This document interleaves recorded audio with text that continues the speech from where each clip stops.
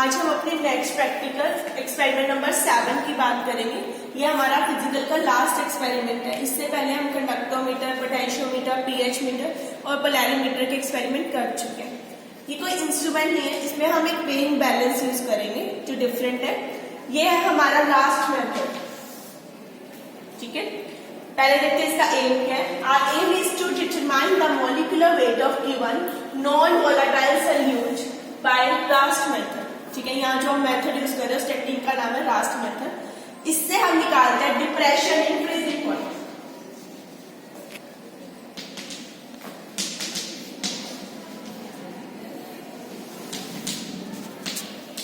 मुझे निकालना है डिप्रेशन इन फ्रीजिंग पॉइंट, जिससे नोट करने के लिए हम यूज करते हैं कौन सा मेथड, रास्ट मेथड। ठीक है, डिप्रेशन इन फ्रीजिंग पॉइंट की बात करें तो ये सारी हमारी क्या होती है, कोलिगेटिव प्रॉपर्टी।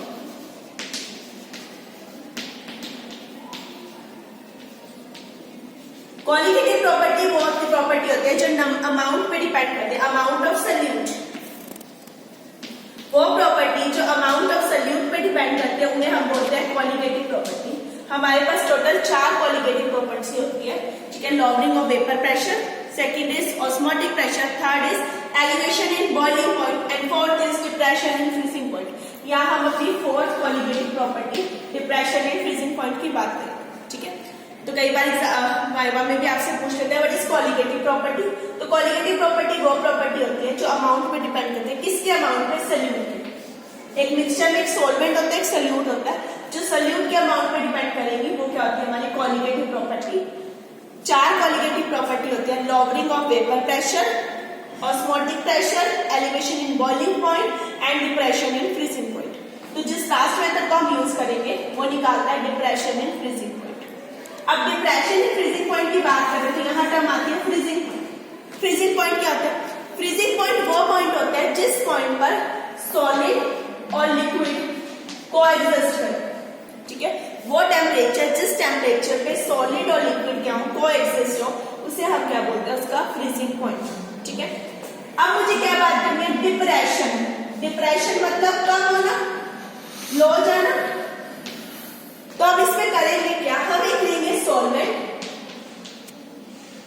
एक लेंगे सॉल्यूट। सॉल्वेंट और सॉल्यूट बना के हमारा सोल्यूशन बनता है, यानी हमारा मिक्सचर बचेगा। एक साइड हम सॉल्वेंट का टेम्परेचर नोट करेंगे, एक साइड हम सॉल्यूट का नोट करेंगे। ठीक है, तो प्योर सॉल्वेंट की जो वैल्यू होगी उसे हम T1 के नाम से देंगे। दूसरा सॉल्वेंट और सॉल्यूट यानी जो हमारा मिक्सचर है, इन दोनों को ऐड कर देंगे, इसका टेम्परेचर हम क्या ले लेंगे, T2। हम बात करें डिप्रेशन की, डिप्रेशन मतलब कम होना, तो इसे हम डेल्टा TF से रिप्रेजेंट करते हैं, that is equal to T1 minus T2।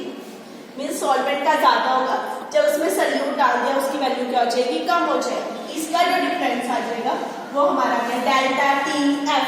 Delta T means change in temperature, F represent freezing. ठीक है, तो ये आ जाएगा डिप्रेशन इन फ्रीजिंग पॉइंट। तो मुझे इसे निकालना यूजिंग लास्ट मेथड।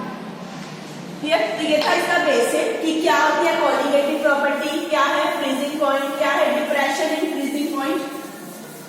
अब बात करते हैं अपने एक्सपेरिमेंट की, दैट इज लास्ट मेथड।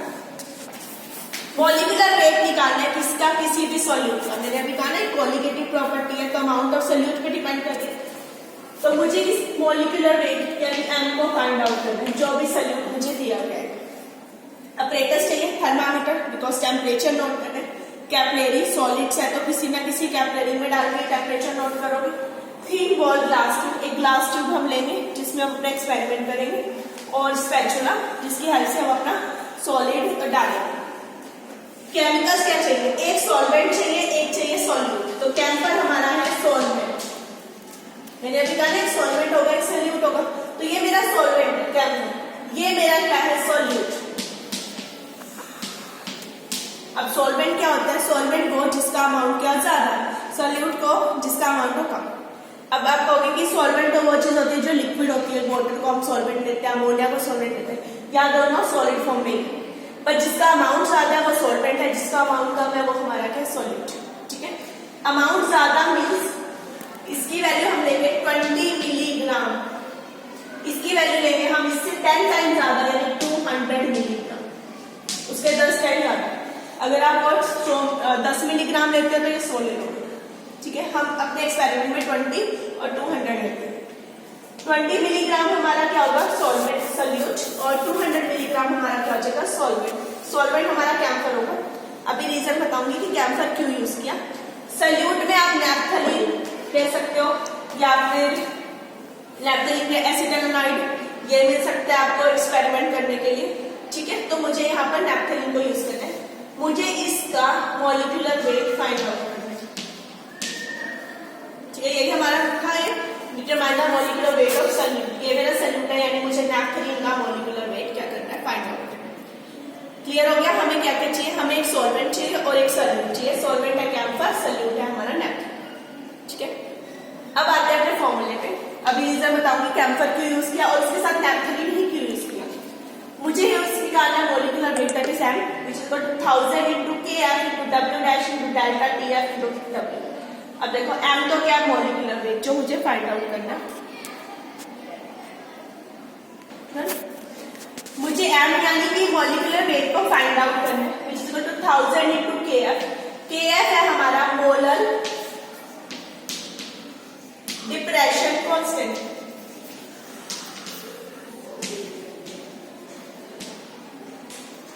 ठीक है, ये है मोलर डिप्रेशन कांस्टेंट kf। हमने यहाँ कैम्फर क्यों यूज किया, बिकॉज कैम्फर की ये kf वैल्यू हाई होती है। High means 39.7।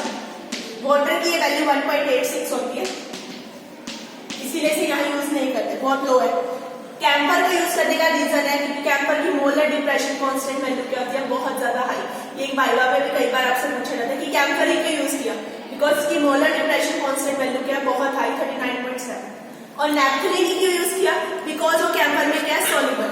हमें ऐसा सल्यूट लेना है जो हमारे सॉल्वेंट में क्या हो सॉल्युबल। तो नैप्थलीन ले लो, एसिटाइलाइड ले लो, आप वही यूज कर सकते हो। ऐसा नहीं कि कोई भी लैब में से उठाया उसका मॉलिक्यूलर वेट निकाले, नहीं।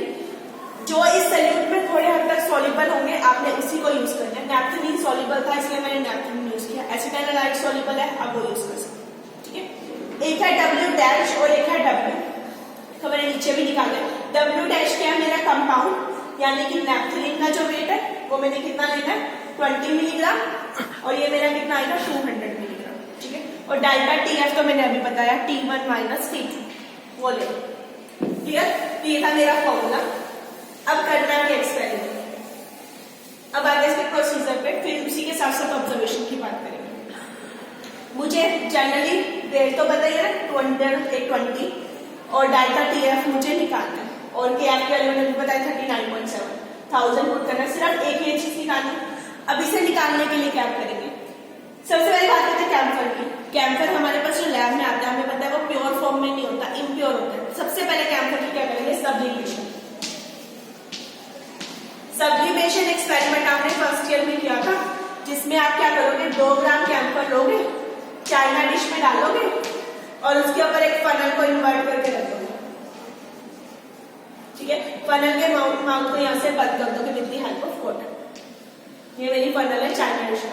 इसमें जब कैम्फर लेंगे, कैम्फर में सब्लिमेशन मींस सॉलिड से डायरेक्ट किसमें आना, वेपर फेज में आ जाना। जब हम इसे हीट करेंगे, बाहर तो जा नहीं सकता, तो सारा का सारा सॉलिड किसमें चेंज होगा वेपर्स में, और वेपर वापस कंडेंस होकर यहाँ पर इस चाइना जो हमारी हमने लगाई है फनल, इस फनल के अंदर की तरफ इकट्ठे हो जाएंगे, जिसे हम अपने आप स्क्रैच करके उतार लेंगे। तो यहाँ से मेरे पास क्या आएगा प्योर कैम्फर ऑब्टेन हो जाएगा। आपने सबसे पहले प्योर कैम्फर कर लिया, इम्प्योर को यूज नहीं करना। 2 ग्राम प्योर कैम्फर ले लिया। अब इस कैम्फर को 2 पार्ट में डिवाइड करना है। एक तो इसमें से 200 मिलीग्राम एक्सपेरिमेंट में यूज कर लो और रेस्ट वाले का आप कर लोगे मेल्टिंग पॉइंट। ठीक है, सबसे पहला काम किया कैम्फर को प्योर कर देना। कैम्फर प्योर हो गया। अब आते हैं वेट। अब जनरली जो हमारे पास वेइंग मशीन हम यूज करते हैं, ठीक है नॉर्मल वाली, वो मिलीग्राम में इतना कम वेट नहीं ले सकती, क्योंकि हमें तो यहाँ 20 मिलीग्राम और 200 मिलीग्राम चाहिए। बहुत कम वेट है मिलीग्राम। मिलीग्राम मतलब 10⁻³ साथ में। जब मैं इसे सॉल्व करूंगी तो वैल्यू 0.020 ग्राम, और ये कितना आएगा जब इसे सॉल्व करें 0.200 ग्राम। इतना कम रेट हमारी नॉर्मल मशीन नहीं लेती, इसीलिए हम यहाँ पर इलेक्ट्रॉनिक बैलेंस यूज करते हैं जो स्पेशल बैलेंस है। ठीक है। अब जब हम उन बैलेंस को यूज करेंगे तो उन बैलेंस में क्या होता है, इस तरह से स्केल बना होगा। जब हम डेमो करेंगे इसका तब मैं इसका स्केल आपको दिखाऊंगी किस तरह से बैलेंस को यूज करें।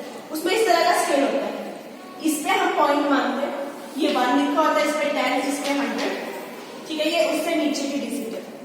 सबसे पहले मैं यहाँ पेपर का वेट करूंगी, पेपर का जो भी वेट आएगा उसे हम यहाँ पे नोट कर लेंगे, ठीक है। खाली पेपर का वेट किया मशीन में रखी, उसके बाद उसके ऊपर अपना क्या डाल दिया, नैप्थलीन, कंपाउंड मतलब नैप्थलीन। नैप्थलीन का वेट कितना आना है मेरे पास, अभी मैंने निकाला नैप्थलीन का वेट 20 मिलीग्राम। 20 मिलीग्राम मीन 0.020 और कैम्फर का मैंने अभी निकाला है, ठीक है। सपोज करो जो आपके पास पेपर आया उसका वेट, एक जर्नल ले लूं मैं, 0.3252, ये आया आपका weight of paper W1, just example के लिए। मुझे इसमें क्या डालना है, नैप्थलीन। नैप्थलीन का वेट है 0.020, तो जब मैं इसमें ये डालूंगी 0.020 तो वेट कितना होना चाहिए, इतना, ठीक है। अब मैं इसमें कैम्फर डालूंगी, इसी पेपर के ऊपर आपने कैम्फर का वेट करना, वो कितना 0.200 ग्राम, तो आपका वेट हो जाना चाहिए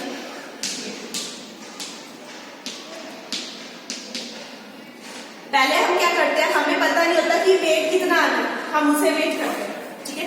इस बार मुझे पता है मेरा लास्ट रिजल्ट क्या आना है, जब मैं 20 मिलीग्राम होंगी और 200 मिलीग्राम होंगी, ठीक है। तो हमारी जो मशीन होगी, आपने क्या करना है, इसके इन डिजिट्स को नहीं छेड़ना। इसमें क्या आएगी आपकी रीडिंग, ऐसे आएगी जब पेपर का वेट होगा 3252, जो मैंने एग्जाम्पल दिया, ठीक है। जब आपने इसमें नैप्थलीन डालना है तो कोई डिजिट और नहीं चेंज होना चाहिए। क्या चेंज होना चाहिए, 2 की जगह क्या आ जाएगा, मेरा 4 आ जाएगा, ठीक है। तो यहाँ पर अगला डिजिट क्या आ जाएगा आपका 3454, इसमें मेन काम ब्रेन का ही है, ठीक है। और जब आपने कैम्फर का वेट किया तो देखो इसमें और इसमें क्या फर्क है, सिर्फ इस 5 का, तो यहाँ 32 की जगह आपको क्या लेके आना पड़ेगा, 50, ठीक है। तो ये बैलेंस करना है, वेट करना है। सपोज करो पेपर का वेट कितना आया, नैपथिन का वेट कितना आया, नैपथिन को निकाल के इस ग्लास ट्यूब में डाल देना, फिर उसके ऊपर कैम्फर का वेट करके उस ग्लास ट्यूब में डाल देना। तो अब आपकी ट्यूब में दोनों चीजें आ गई, नैपथिन भी आ गया और कैम्फर भी आ गया, इसमें नैपथिन भी आ गया और कैम्फर भी आ गया, वेट हो चुके, प्योर कैम्फर करके कैम्फर को यहाँ पे ले गया। अब इसको बंद कर दो, बिकॉज हमें पता है नैपथिन भी वोलेटाइल हो गया, कैम्फर भी क्या वोलेटाइल, तो अगर आप हीट करोगे तो उठ जाएगा, तो ट्यूब को बंद कर देना। और तो काफी बंद करने के बाद आप इसे क्या करोगे, हीट करोगे। हीट करने के बाद ये दोनों क्या जगह मेल्ट हो जाएंगे,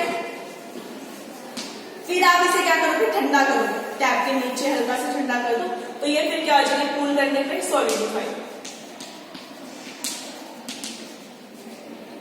एक बार कर लिया, फिर दोबारा से मेल्ट करो, फिर सॉलिडिफाई करो, फिर दोबारा मेल्ट करो, सॉलिडिफाई करो, कम से कम ये आपको 3 to 4 टाइम्स करना है।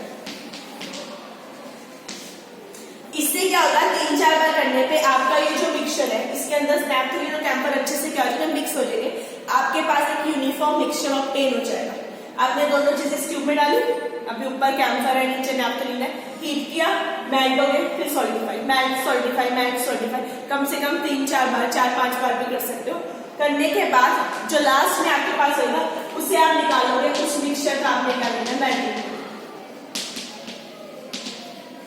ठीक है। अब 2 चीजें होगी, एक जब कैम्फर को हमने रखा था प्योर करके तो उसका मेल्टिंग पॉइंट लेना है, एक इस मिक्सचर का मेल्टिंग पॉइंट। तो आ गया मेल्टिंग पॉइंट ऑफ मिक्सचर, इस मिक्सचर का melting point that is T2, melting point of pure camphor that is T1। हमने कहा डिप्रेशन होगा, यानी वैल्यू कम होगी, ये वैल्यू ज्यादा आनी चाहिए, कम आनी चाहिए, दोनों का डिफरेंस करो, that is delta TF। Delta TF आ गया। अब आप इस फॉर्मूले में दैट इज कैलकुलेशन। अब देखो इसमें क्या करना है, 1000 आ जाएगा आपका एसएच, KF की वैल्यू मैंने अभी 39.7, बहुत हाई होगी। डैश क्या है हमारा, इसका वेट है W डैश कंपाउंड का, दैट इज 0.2।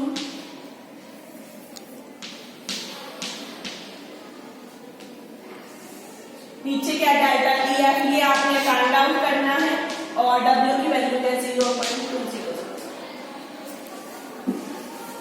इसमें पुट करो डेल्टा टीएफ की, दोनों टेम्परेचर निकाल के डिफरेंस करो, जो वैल्यू आएगी हम पुट करो, उसके कॉरेस्पॉन्डिंग आपका क्या आ जाएगा, एम यानी कि मॉलिक्यूलर वेट किसका, नैप्थेलिन।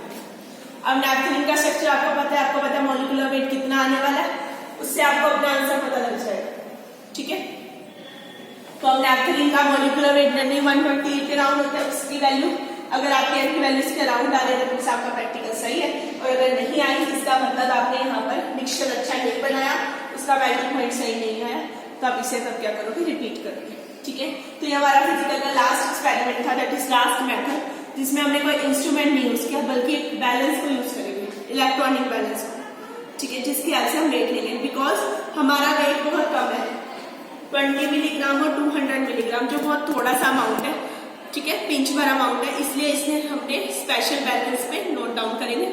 देन मिक्सचर का कंपाउंड कैम्फर का मेल्टिंग पॉइंट लेंगे, उसके डिफरेंस से डेल्टा टीएफ आएगा, फॉर्मूले में पुट करना, वैल्यू को सॉल्व करना, ठीक है। और यहाँ पे हम क्या यूज करें, कैम्फर, बिकॉज इसका मोलर डिप्रेशन कांस्टेंट क्या होता है, बहुत ज्यादा हाई। तो ये हमारा फिजिकल का लास्ट प्रैक्टिकल था, दैट इज लास्ट मेथड, जिसकी डेमोन्स्ट्रेशन करेंगे, उसमें मैं आपको दिखाऊंगी कैसे हम इस बैलेंस को यूज करेंगे, ओके। तो ये हमारा था next practical, that is last practical, last method, experiment number 7।